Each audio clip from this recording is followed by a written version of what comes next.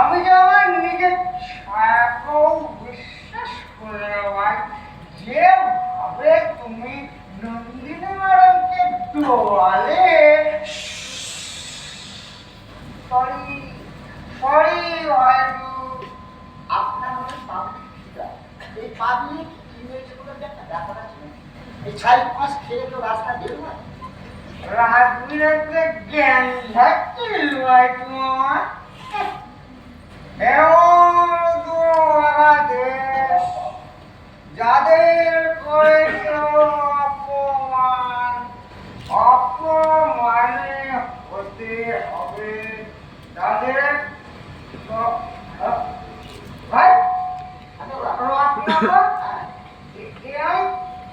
কাকে দেখছি ভাই? চিনতে পারছেন না? এটা আমার রবি ঠাকুর গো দাদা। কি বললি ভাই? রবি ঠাকুর।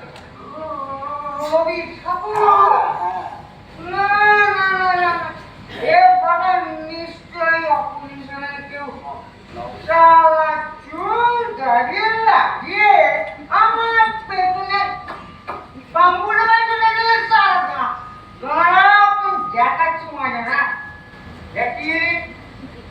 দেখছেন না দাদা, সেই লম্বা চুল, সেই লম্বা দাড়ি, সেই আলখাল্লা।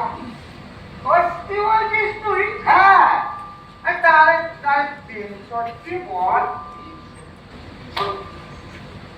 মাফ করে দিও ঠাকুর, আমার আমার প্রেম নাও নিও। আসলে ক্ষমতা নিয়ে কথা তো, তাই শত্রু দেখলে ভীষণ ভয় হয়। ওরে বোকা, গণতন্ত্রে অপোজিশন শক্তি হতে যাবে কেন রে? প্রথমে একে অন্যের বিকল্প। তুমি সত্যি রবি ঠাকুর কিনা? তোমাকে একটা ছোট্ট পরীক্ষা নেওয়ার বাবু। পরীক্ষা? দাদা আপনি যাবেন রবি ঠাকুরের পরীক্ষা? ঠাকুর, তোমাকে আমি একটাই প্রশ্ন করব, এই অবজেক্টিভ টাইপ। এক কথায় উত্তর দেবে কিন্তু। বল বল, তোর কি প্রশ্ন আছে একটু মন খুলে বল। প্রশ্ন প্রশ্ন এর আপনার প্রশ্নটা কি ছিল? মনে পড়েছে ঠাকুর, এই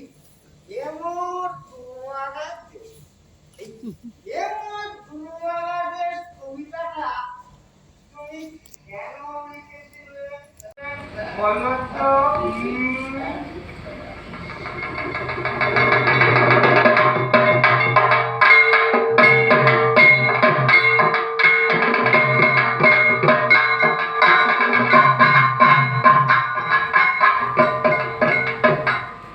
সময়টা ছিল ওই মন্দিরে পুজো দিতে গিয়েছিলাম, কিন্তু আমাকে মন্দিরে ঢুকতে দেওয়া হয়নি।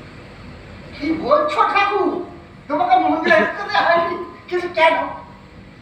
হেমর দুর্ভাগা দেশ, যাদের করেছ অপমান, অপমানে হতে হবে তাহাদের সবার সমান। মানুষের অধিকারে বঞ্চিত করেছ যারে, সম্মুখে দাঁড়ায় রেখে তবু কোলে দাও নাই স্থান। অপমানে হতে হবে তাহাদের সবার সমান। মানুষের পরশেরে প্রতিদিন ঠেকাইয়া দূরে, ঘৃণা করিয়াছ তুমি মানুষের প্রাণের ঠাকুরে। আমাকে মন্দিরে ঢুকতে দেওয়া হয়নি কারণ আমি অত্যধিক ব্রাহ্মণ ও অন্তরে গভীর অপমান বোধ করি। সেদিনই আমি অপমানিত কবিতাটি লিখেছিলাম। বল সহায়, বল সহায়। বাছা, বলনামি ত্যাগ কর, সত্যকে খোঁজার চেষ্টা কর। শোন, ধর্ম শাস্ত্রে বা কিতাবে থাকে না রে, ধর্ম থাকে হৃদয়ে হৃদয়ে। এ হলো হিন্দুত্বের জয়গান ঠাকুর। ভণ্ডামি করতে পারো না। আর তাছাড়া হিন্দুর দেশে দাঁড়িয়ে তুমি একথা বলছো কি করে?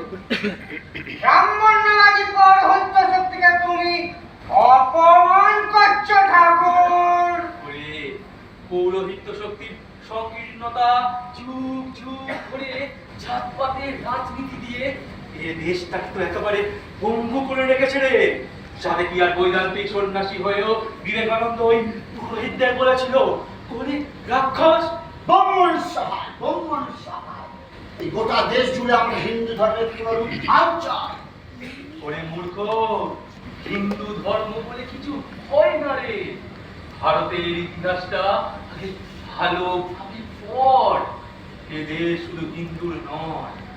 শোন, ধর্ম কোনো মোহ নয়, বরং মোহ থেকে মুক্তি রে, মুক্তি।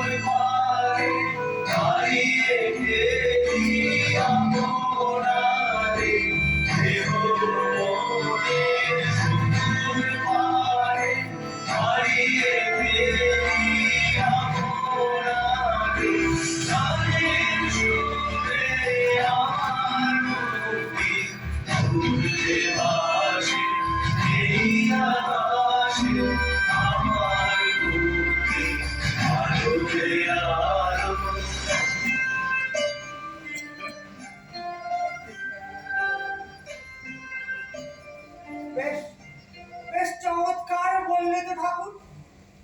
বাহ বাহ, মুক্তি। তাই মুক্তিতে মুক্তিতে কি হয় ঠাকুর? এই মুক্তির পথেই সব বিরোধ আর বিবাদের অবসান ঘটে। আমরা তোমাদের মতো বুদ্ধিজীবীদের ব্যাখ্যা মানি না। আসলে তোরা যেটাকে ধর্ম বলিস না, সেটা আসলে সাম্প্রদায়িক ধর্ম, সাম্রাজ্যবাদী ধর্ম। সেটা আসলে হৃদয়হীন ব্যবসার প্রতিষ্ঠান। এসব কথা বলে তুমি হিন্দু